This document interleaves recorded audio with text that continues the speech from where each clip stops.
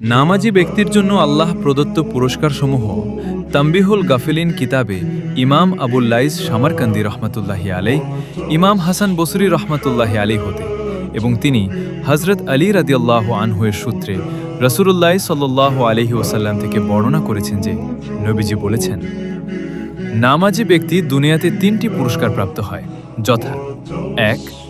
নামাজি ব্যক্তি নামাজি দাঁড়ালে তার মাথা হতে আসমান পর্যন্ত আল্লাহর রহমতে ছেয়ে যায় এবং তার উপর বৃষ্টির মতো নেকি বর্ষিত হয়। ২. নামাজি ব্যক্তির চতুর্দিকে তার পা হতে আসমান পর্যন্ত ফেরেশতা সমবেত হয়ে তার সঙ্গে সাক্ষাৎ করে। ৩. নামাজি ব্যক্তি নামাজ পড়া অবস্থায় এক ফেরেশতা তাকে ডেকে বলে, হে নামাজি বান্দা, যদি তোমার সামনে হতে পর্দা উঠে যেত আর তুমি দেখতে পেতে যে তোমার সামনে কে আছেন এবং তুমি কার সঙ্গে কথা বলছো, তাহলে আল্লাহর কসম দিয়ে বলছি, তুমি কেয়ামত পর্যন্ত নামাজে রত থাকাকে পছন্দ করতে এবং কখনো সালাম ফিরাতে না।